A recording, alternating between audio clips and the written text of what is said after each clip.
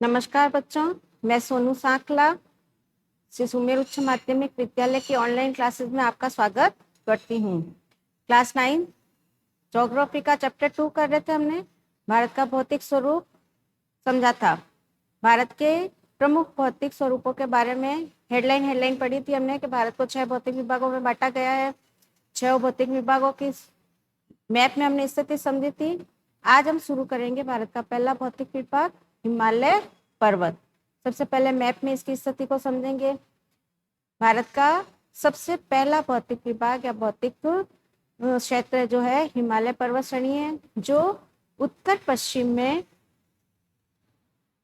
पश्चिम से शुरू होकर जम्मू कश्मीर से लेकर उत्तर पूर्व में अरुणाचल प्रदेश तक धनुषाकार आकृति में फैला हुआ है। इसकी चौड़ाई है जो उत्तर पश्चिम में अधिक है, जबकि पूर्व में पहुंचते ये संकरा होता जाता है।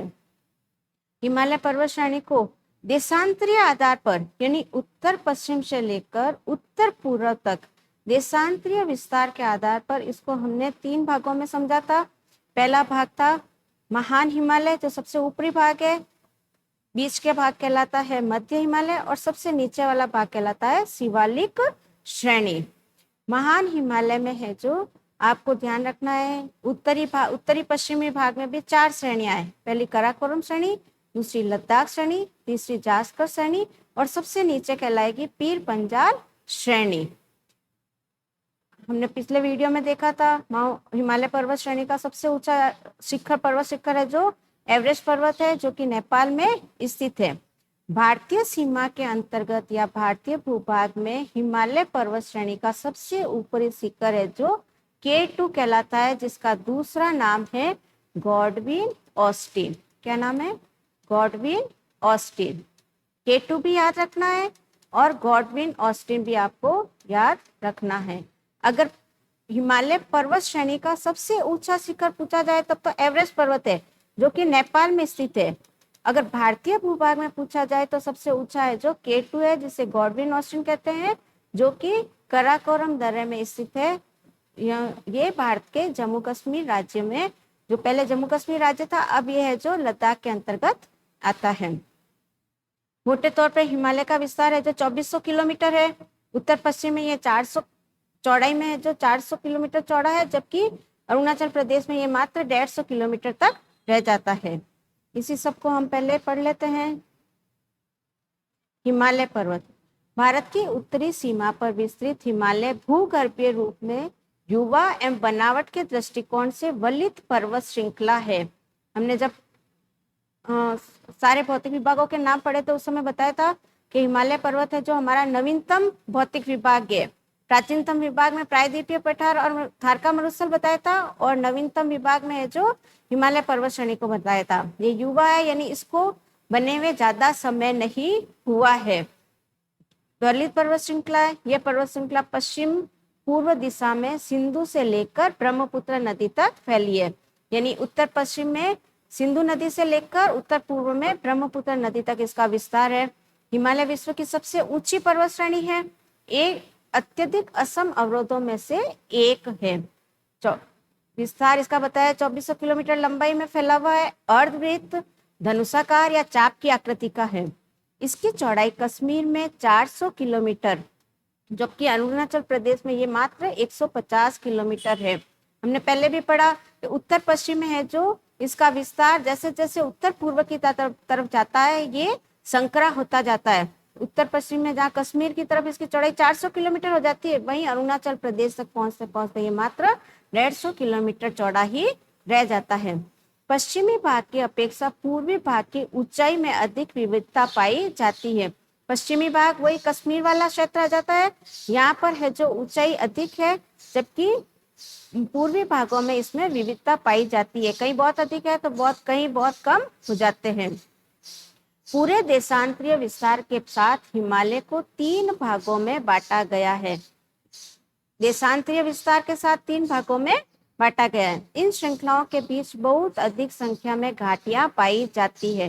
घाटी क्या होती है? पर्वत श्रृंखलाओं के बीच में, जैसे ये 2 पर्वत श्रृंखलाएं हैं, 2 पर्वत है, इनके बीच का भाग ये क्या कहलाएगा? घाटी कहलाएगा। और इन दोनों के बीच जाने वाला रास्ता क्या कहलाएगा? दर्रा कहलाएगा। ध्यान रखना, दो पर्वत श्रृंखलाओं के बीच की भाग चौड़ाई वाला हिस्सा कहलाएगा घाटी, जो निचला भाग होगा, और इन दोनों के घाटी के बीच में जो रास्ता होगा वो कहलाएगा दर्रा। तो इन श्रृंखलाओं के बीच अधिक संख्या में घाटियां पाई जाती है।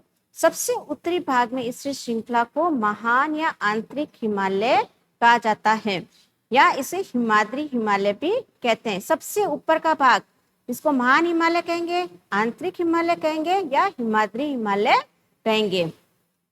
सबसे अधिक सतत श्रृंखला है जिसमें 6000 मीटर की औसत ऊंचाई वाले सर्वाधिक ऊंचे शिखर है। हमने अभी देखा था कि माउंट एवरेस्ट है जो हिमालय का सबसे ऊंचा भाग है, जिसकी ऊंचाई है 8,800 यहाँ लिखते हैं 8,848 मीटर है जो माउंट एवरेस्ट की ऊंचाई है। यानी 6000 मीटर से औसत ऊंचाई वाले क्षेत्र किसमें आएंगे? महान या आंतरिक हिमालय में आएगा। इसमें से सबसे ऊंचा भाग जो माउंट एवरेस्ट है वो 8,848 मीटर है। इसमें हिमालय के सभी मुख्य शिखर पाए जाते हैं। जो सभी ऊंचे ऊंचे मुख्य शिखर है वो कौन से श्रेणी में आ रहे हैं? महान हिमालय में या हिमाद्री हिमालय में आ रहे हैं। अब इसमें से कुछ प्रमुख शिखरों के नाम देखिए आप। सबसे ऊपर है माउंट एवरेस्ट जो कि नेपाल में स्थित है। अब यहाँ आपको ध्यान रखना है, यहाँ पे माउंट एवरेस्ट के बाद आपको ध्यान रखना है K2, जिसे गॉडविन ऑस्टिन भी कहते हैं, ये भारत में स्थित है। भारत का सबसे ऊंचा पूछा जाए तो K2, और हिमालय का सबसे ऊंचा शिखर पूछा जाए तो माउंट एवरेस्ट जो कि नेपाल में स्थित है, 8,848 मीटर। दूसरा कंचनजंगा भारत का, ये है 8,598 मीटर। कंचनजंगा है जो सिक्किम राज्य में स्थित है। भारत के प्रमुख शिखर कौन कौन से राज्यों में? कंचनजंगा है जो सिक्किम में। तीसरे नंबर पे मकालू नेपाल में, धौलागिरी भी नेपाल में स्थित है। नेक्स्ट आके नंगा पर्वत, ये भारत में स्थित है। ये भारत के जम्मू कश्मीर राज्य में स्थित है। इसमें जम्मू कश्मीर राज्य या जम्मू कश्मीर केंद्र शासित प्रदेश हो गया अब ये। तीसरा है अन्नपूर्णा, ये नेपाल में। नंदा देवी है जो भारत के यूपी में स्थित है। नंदा देवी और कामेट ये दोनों ही भारत के उत्तर प्रदेश राज्य में स्थित है। और नामचा बरुआ जो है भारत के अरुणाचल प्रदेश में स्थित है। भारत के प्रमुख उच्च शिखरों को और वो किस राज्य में स्थित है, इनके नाम आपको याद करना है। एक बार वापस देख लीजिए। K2 गॉडविन ऑस्टिन, ये भारत के जम्मू कश्मीर केंद्र शासित प्रदेश में है। दूसरा ध्यान रखना है कंचनजंगा जो कि सिक्किम में है। तीसरा आपको ध्यान रखना है नंगा पर्वत, ये भारत के जम्मू कश्मीर केंद्र शासित प्रदेश में है। नंदा देवी और कामेट, एक नंगा पर्वत है और एक नंदा देवी है। जब पर्वत का पूछे तो वो जम्मू कश्मीर केंद्र शासित प्रदेश में है, और जब नंदा देवी का पूछा जाए, नंदा देवी और कामेट दोनों उत्तर प्रदेश में है। नामचुआ बरुआ है जो अरुणाचल प्रदेश में स्थित है। महान हिमालय की वलय प्रकृति असममित है। हिमालय के इस भाग को क्रोड ग्रेनाइट का बना हुआ है। यह श्रृंखला हमेशा बर्फ से ढकी रहती है। इसमें बहुत सी हिमानियों का प्रवाह होता है। हिमानी यानी क्या होते हैं? ग्लेशियरों को कहते हैं। हिमानी यानी ग्लेशियर। इस भाग में है जो बहुत ऊंचाई पर है, इस कारण यहाँ पर क्या है? बहुत सारे ग्लेशियर पाए जाते हैं, हिम नदियां पाई जाती है। ग्लेशियरों का सब पानी पिघलने लगता है तो वो क्या बनाती है? हिम नदियां बनाती है। अब यहाँ क्वेश्चन आ गया आपके, महान हिमालय में पाई जाने वाली हिमानियों तथा दर्रों का नाम बताइए। महान हिमालय में आपको प्रमुख रूप से गंगोत्री, यमुनोत्री, सियाचिन, इन 3 ग्लेशियरों का नाम विशेष रूप से याद रखना है। महान हिमालय में कौन कौन सी हिमानियां पाई जाती है? गंगोत्री, यमुनोत्री और सियाचिन ग्लेशियर। और दर्रे में आपको ध्यान रखना है कराकोरम दर्रा। कौन सा दर्रा? कराकोरम दर्रा ध्यान रखना है। भारत के उन राज्यों के नाम जहाँ ऊपर दिए गए उच्च शिखर में स्थित है, ये मैंने बता दिया। जो भारत का K2 है वो जम्मू कश्मीर केंद्र शासित प्रदेश में है। उसके बाद ध्यान रखना है आपको, दूसरा है कंचनजंगा सिक्किम में। तीसरा है नंगा पर्वत जम्मू कश्मीर केंद्र शासित। नंदा देवी और कामेट यूपी, और नामचा बरुआ अरुणाचल प्रदेश। हिमाद्री के दक्षिण में स्थित श्रृंखला सबसे अधिक असम है। असम यानी एक जैसी नहीं है, बराबर नहीं है, कहीं बहुत ज्यादा ऊंची है तो कहीं बहुत ज्यादा नीची है, एवं हिमाचल या निम्न हिमालय के नाम से जानी जाती है। यानी हिमाद्री हिमालय के नीचे का जो बीच का भाग है, हिमाद्री हिमालय भारत देशांतरीय विस्तार में पहला हिस्सा हो गया, निम्न हिमालय जो दूसरा विस्तार हो गया। इन श्रृंखलाओं का निर्माण मुख्यतः संपीड़ित परिवर्तित शैलों, जिसे कायांतरित शैल भी कहते हैं, से हुआ है। इनकी ऊंचाई 3700 मीटर से 4500 मीटर के बीच में है और औसत चौड़ाई 50 किलोमीटर है। आपको ध्यान रखना है, जो पहला हमने पढ़ा हिमाद्री हिमालय, ये है जो 2400 किलोमीटर लंबा है, 2400 किलोमीटर लंबा, साथ में चौड़ाई है जो 400 और 150। अब इसी को है जो 3 भागों में बांटा गया है। हिमालय के 3 स्तर, जो सबसे ऊपर का है वो महान हिमालय कहलाता है, जो हमने अभी देखा था कि 6000 मीटर से भी ऊंची पर्वत श्रृंखला है। बीच का भाग जो है ये कहलाएगा निम्न हिमालय या मध्य हिमालय। इसमें पीर पंजाल है जो श्रृंखला सबसे लंबी श्रेणी है। कौन सी है? पीर पंजाल श्रृंखला। इसके अलावा धौलाधर और महाभारत श्रृंखलाएं भी महत्वपूर्ण है। इस श्रृंखला में कश्मीर की घाटी और हिमाचल के कांगड़ा और कुल्लू घाटियां स्थित है। कौन कौन सी है? कश्मीर की घाटी और हिमाचल में कांगड़ा और कुल्लू घाटियां स्थित है। इस क्षेत्र को पहाड़ी नगरों के नाम से भी जाना जाता है। अब इसमें से और कांगड़ा और कुल्लू के अलावा आपको मसूरी, नैनीताल, रानीखेत ये सब ध्यान रखने हैं। नेक्स्ट है हिमालय की सबसे बाहरी श्रृंखला का नाम क्या दिया हमने? शिवालिक हिमालय का है। सबसे निचला स्तर है, बाहरी है, इसलिए इसको क्या नाम दिया? शिवालिक।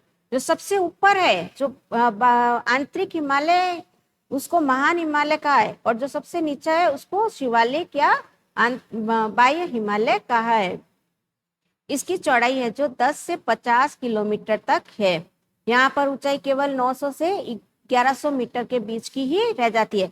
सबसे ऊपर में जो है वहां है 6000 मीटर, बीच के भाग में हमने पढ़ा 3700 से 4500 मीटर ऊंचाई, और जबकि इसमें केवल है 900 से 1100 मीटर की ऊंची ऊंची पर्वत श्रृंखलाएं हैं। ये श्रृंखलाएं उत्तर में स्थित मुख्य हिमालय की श्रृंखलाओं से नदियों द्वारा लाई गई असंपीड़ित अवसादों से बनी हुई है। ऊपर के हिमालय से यानी मुख्य हिमालय से जो नदियां निकलती है, उन नदियों द्वारा यहाँ पर है जो मिट्टियां है जो अवसादों के रूप में बिछा दी जाती है। ये घाटियां बजरी तथा जलोढ़ की मोटी परत से ढकी हुई होती है।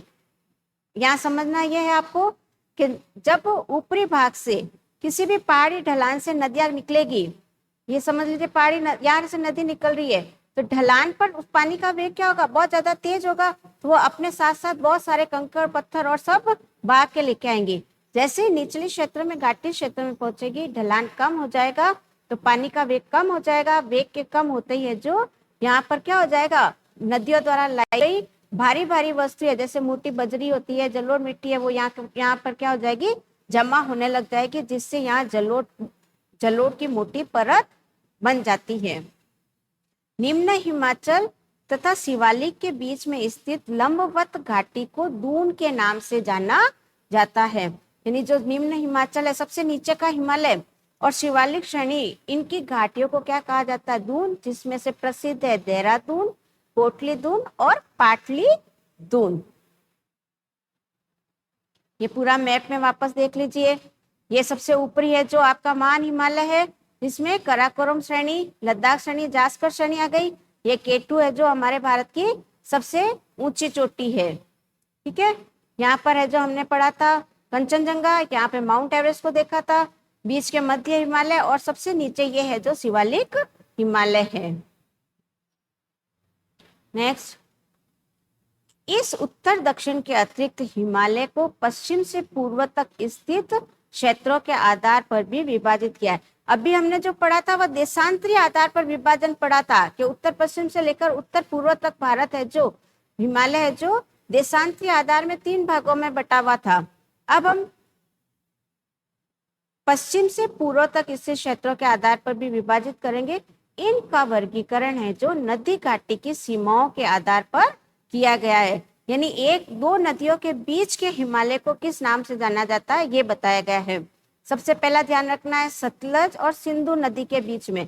सिंधु नदी जम्मू कश्मीर में, लद्दाख श्रेणी में, और सतलज है जो पंजाब हिमाचल प्रदेश वाले क्षेत्र में बही जाती है।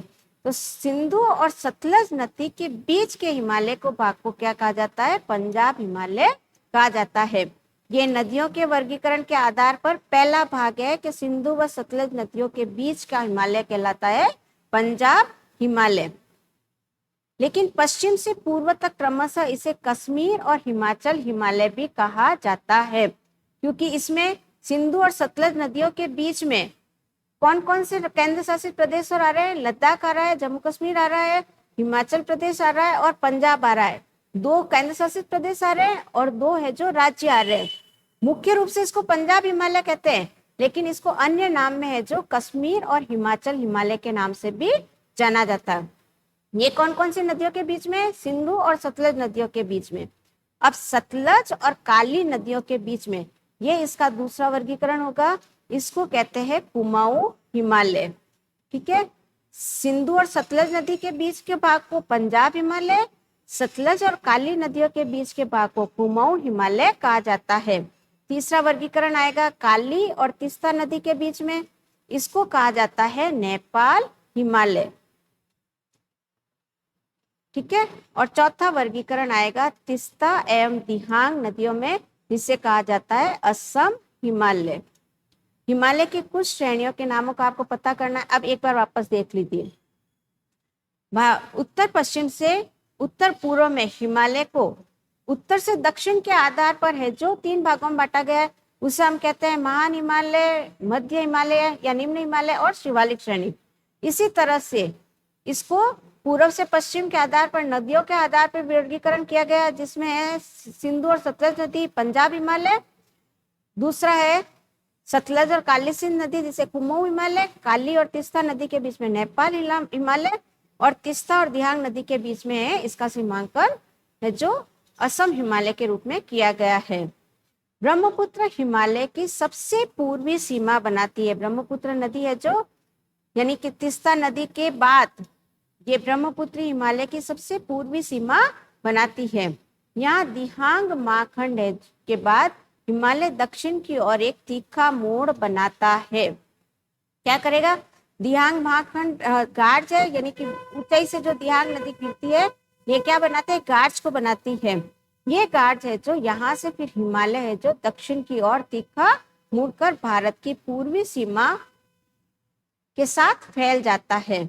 इन्हें पूर्वांचल या पूर्वी पहाड़ियों द्वारा पूर्वांचल या पूर्वी पहाड़ियों तथा पर्वत श्रृंखलाओं के नाम से जाना जाता है। ये पहाड़ियां उत्तर पूर्वी राज्यों से होकर गुजरती है। मजबूत बलुआ पत्थरों जो अवसादित शैल से बनी हुई है। ये घने जंगलों से ढकी हुई है। अधिकतर समानांतर श्रृंखलाएं एवं घाटियों के रूप में फैली है। पूर्वांचल में इनमें पटकई, नागा, मिजो तथा मणिपुर पहाड़ियां शामिल हैं। अभी सारी चीजों को आप एक बार मैप में वापस समझ लें। ये हमने पढ़ा सबसे पहले उत्तर पश्चिम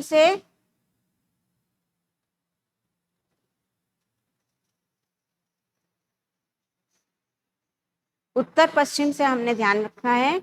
उत्तर पश्चिम से उत्तर पूर्व तक हमने इसको 3 भागों में बांटा है। सबसे ऊपरी भाग को कहते हैं महान हिमालय, बीच के भाग को कहते हैं निम्न हिमालय और सबसे नीचे के भाग को कहते हैं शिवालिक हिमालय। ये किया गया उत्तर पश्चिम से। उत्तर पूर्व में उत्तर से दक्षिणी विस्तार है। दूसरा हमने नदियों के आधार पर वर्गीकरण किया था। नदियों के आधार पे सिंधु नदी है यहाँ से निकलती, सिंधु नदी से लेकर सतलज नदी तक, ये सतलज नदी का विस्तार क्षेत्र दिख रहा है, ये वाला भाग आपके कहलाता है, सबसे पहला ऊपर का क्या कहलाएगा? पंजाब हिमालय, जिसको कश्मीर हिमालय और हिमाचल हिमालय भी कहते हैं। फिर सतलज नदी से लेकर काली नदी तक के इस भाग को कहते हैं कुमाऊं हिमालय।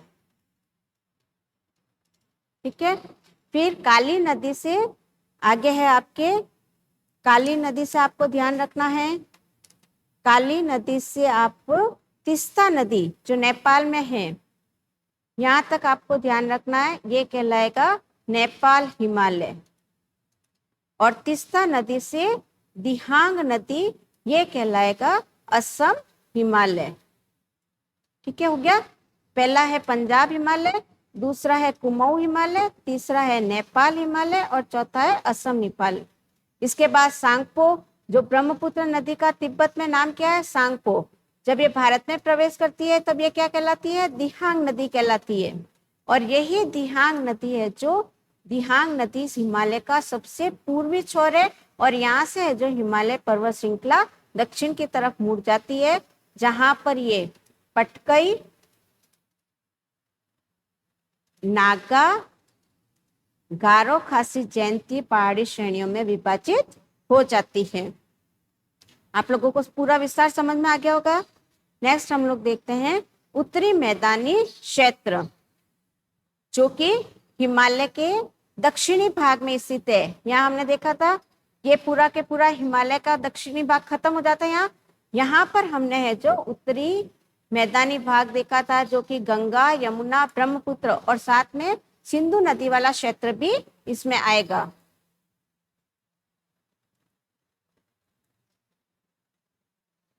चलिए उत्तरी मैदान देखते हैं।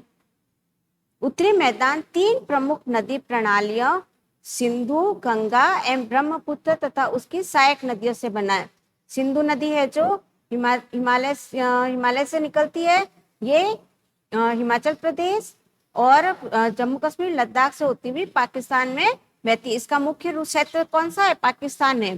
गंगा भी है जो गंगोत्री से निकलती है और हिमाचल प्रदेश, उत्तराखंड से होती हुई ये पूरी उत्तर प्रदेश और पश्चिमी बंगाल तक है। और ब्रह्मपुत्र नदी ये तिब्बत के मानसरोवर से निकलती है, पूरे तिब्बत की श्रेणी को पार करते हुए सारे ये हमारे अरुणाचल प्रदेश से भारत में प्रवेश करती है। अरुणाचल प्रदेश और असम से होते हुए ये बांग्लादेश में प्रवेश करती है।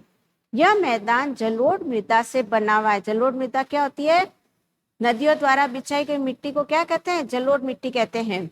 लाखों वर्षों में हिमालय के गिरिपात यानी हिमालय का दक्षिणी भाग, जहां पर हिमालय की ऊंचाई वाला क्षेत्र खत्म हो जाता है, समतल जमीन जहां से शुरू होती है उसको गिरिपात कहते हैं, घाटी वाला क्षेत्र। बहुत बड़े बेसिन द्रोणी में जलोढ़ों का निक्षेप करती है। जलोढ़ वही है नदियों द्वारा बिछाई गई मिट्टी, निक्षेप यानी छोड़ना, जिससे इस उपजाऊ मैदान का निर्माण हुआ है। इसका विस्तार 7 लाख वर्ग किलोमीटर क्षेत्र है। यह मैदान 2400 किलोमीटर लंबा और 240 से लेकर 320 किलोमीटर चौड़ा है। ठीक है, यह सघन जनसंख्या मैदानी क्षेत्र है, इसलिए यहाँ पर सभी सुविधाएं आसानी से प्राप्त हो जाने के कारण यहाँ पर सघन जनसंख्या यानी जनसंख्या सबसे ज्यादा रूप से निवास करती है। समृद्ध मृदा आवरण है, हर साल नदियों द्वारा मिट्टी बिछाई जाती है, इस कारण अच्छा सा मिट्टी का क्षेत्र है। पर्याप्त प्राणी है की उपलब्धता और अनुकूल जलवायु के कारण कृषि की दृष्टि से ये भारत का सबसे अधिक उत्पादक क्षेत्र है।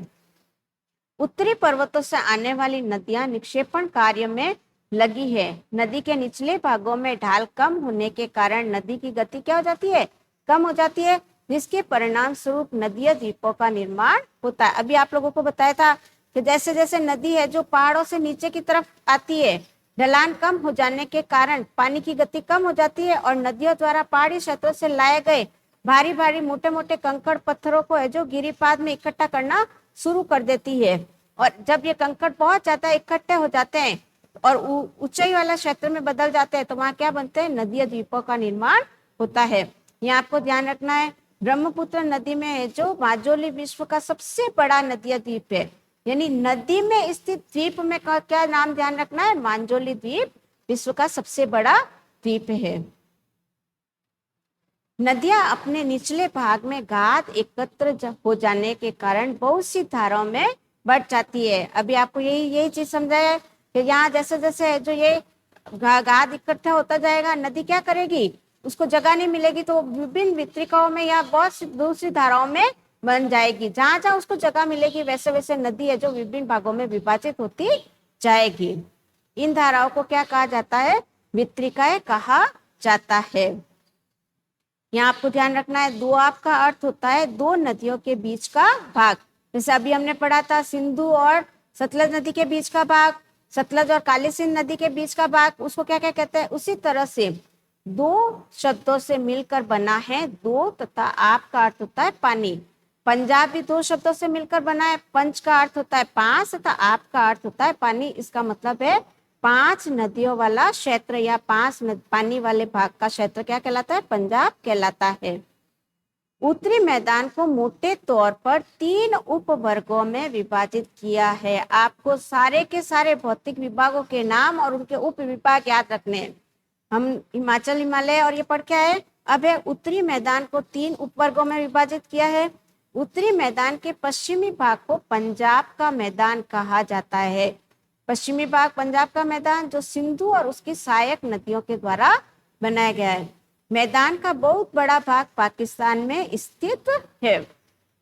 सिंधु तथा इसकी सहायक नदियां कौन कौन सी? सिंधु की सहायक नदियां झेलम, चेनाब, रावी, ब्यास और सतलज, ये सभी हिमालय से निकलती है। और इन मैदानों के इस भाग को दोआबों की संख्या बहुत अधिक है। सिंधु और झेलम के बीच का, झेलम और चेनाब के बीच का, इन सबके दो दो नदियों के जोड़ों के बीच के भाग को क्या कहेंगे? दोआब क्षेत्र कहा जाता है। गंगा मैदान का विस्तार घग्गर तथा तीस्ता नदियों के बीच का भाग है। यह उत्तरी भारत के हरियाणा, दिल्ली, उत्तर प्रदेश, बिहार, झारखंड के कुछ भाग से होता हुआ पश्चिमी बंगाल में फैला है। ब्रह्मपुत्र का मैदान इसके पश्चिम, विशेषकर असम में स्थित है। उत्तरी मैदानों की व्याख्या सामान्यतः इसके उच्छावचों में बिना किसी विविधता वाले समतल स्थल के रूप में की जाती है। यानी उत्तर का मैदान जो है वहां उच्छावाच यानी समतलीय जमीन से ऊपर उठे हुए भाग, किसी प्रकार की विविधता नहीं पाई जाती, इस कारण स्थल के रूप में की जाती है। ये बात सही नहीं है। इन विस्तृत मैदानों की भौगोलिक आकृतियों में भी विविधताएं पाई जाती है। ऐसा पहले ये माना जाता था कि उत्तरी भागों में जो नदियों द्वारा बिछाए गए जो मैदान है उसमें किसी प्रकार का उच्छावास नहीं है। लेकिन जब और अध्ययन किया गया तो ये बात तय की गई कि भौगोलिक आकृतियों में विविधताएं पाई जाती है। आकृति भिन्नता के आधार पर उत्तरी मैदानों को 4 भागों में विभाजित किया गया है। नदियां पर्वतों से नीचे उतरते हुए शिवालिक की ढाल पर 8 से 16 किलोमीटर की चौड़ी पट्टी में गुट्टिका का निक्षेपण करती है। ध्यान रखना, जहां भी निक्षेपण शब्द है इसका मतलब है पीछे छोड़ना।